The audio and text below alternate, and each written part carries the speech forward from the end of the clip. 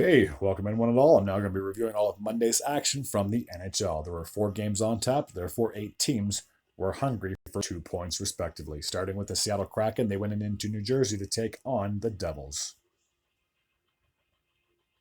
In the first, Tyler Toffoli would kick things off for the Devils, getting a power play goal, 6 minutes and 24 seconds remaining in that frame, his 22nd of the year, assist by Heischer and Jack Hughes. In the second period, Jack Hughes would get on the goal score sheet himself, getting his 16th of the year from Eric Holla, just 48 seconds into that middle frame. Mercer would increase the lead to 3-0, 4 minutes and 54 seconds into that same period, his 15th of the year from Meyer and Hadaka. So after 40 minutes of play, it was 3-0 in favor of the Devils. Borgen would finally get the Seattle Kraken on the board in the third period, exactly 10 minutes into that frame, getting his second of the year, assisted by Eberle and McCann. But unfortunately for the Kraken, they were not able to mount a comeback in this one, so 3-1 is the final score. So with that, the New Jersey Devils are 26, 21, and 4, still fighting for a playoff spot, and as are the Seattle Kraken with a record of 21, 21, and 10. All right. The next game that took place on Monday happened in New York, where the Rangers played host to the Calgary Flames.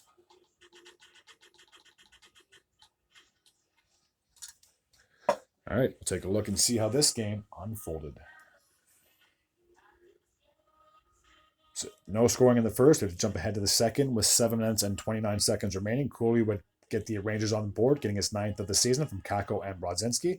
And then late in the third period, Vesey would get an empty net goal, his 12th of the year, giving the Rangers a 2-0 lead at that point, and that's where we would stand at the end of regulation. So the Rangers would get a shutout over the Calgary Flames. So with the victory, the Rangers are 34, 16, and 3, still sitting first in that Metropolitan Division, while with the loss, the Flames are 25, 23, and 5.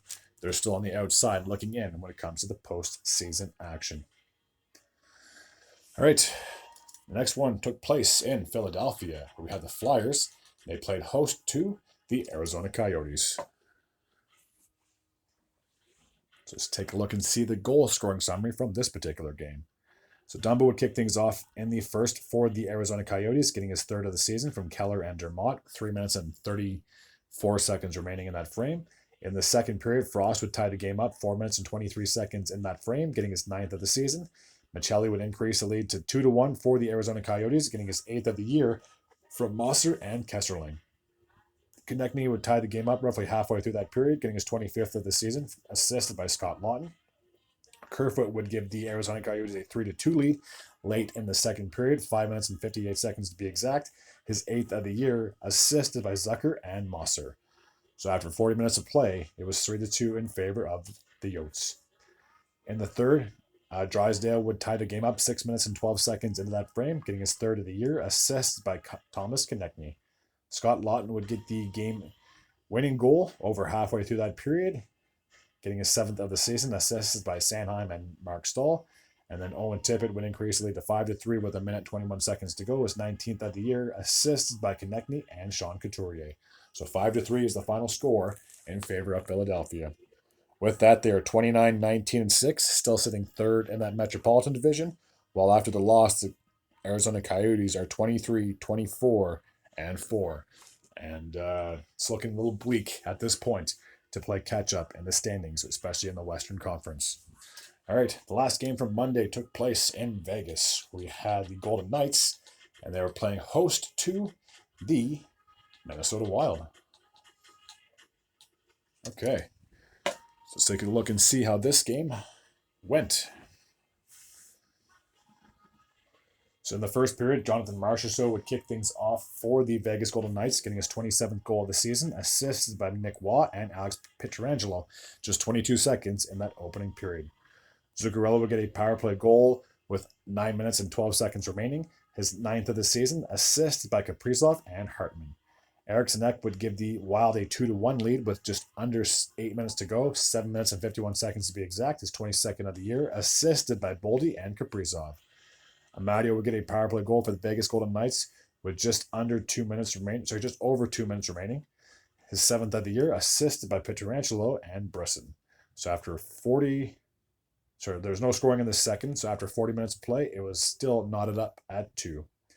In the third period, Rossi would give the Minnesota Wild a 3-2 lead, 6 minutes and 28 seconds into that frame, his 14th of the year from Boldy and Faber. Speaking of Boldy, would increase the lead to 4-2, roughly a minute after Rossi scored, getting his 18th of the season from Hartman and Faber. Mark Stone would cut the deficit to 4-3, 9 minutes and 40 seconds into that period, his 16th of the season, assisted by Stevenson and Zach Whitecloud. Eriksson Ek would increase the lead to 5-3, getting an empty netter his 23rd of the season with just 22 seconds remaining, and 5-3 is where we would stand at the end of regulation. So with the victory, the Minnesota Wild are 24, 23-5, still on the outside looking in when it comes to the postseason. As for the Vegas Golden Knights, despite the loss, they are currently sitting 31-16-6. They have the number 2 seed in the Pacific Division as we speak. All right, that takes care of all of my recap from the NHL. As always, if you're new to this channel and you like this type of content, please feel free to hit the sub button. I'd be very grateful and very appreciative. And until next time, take care.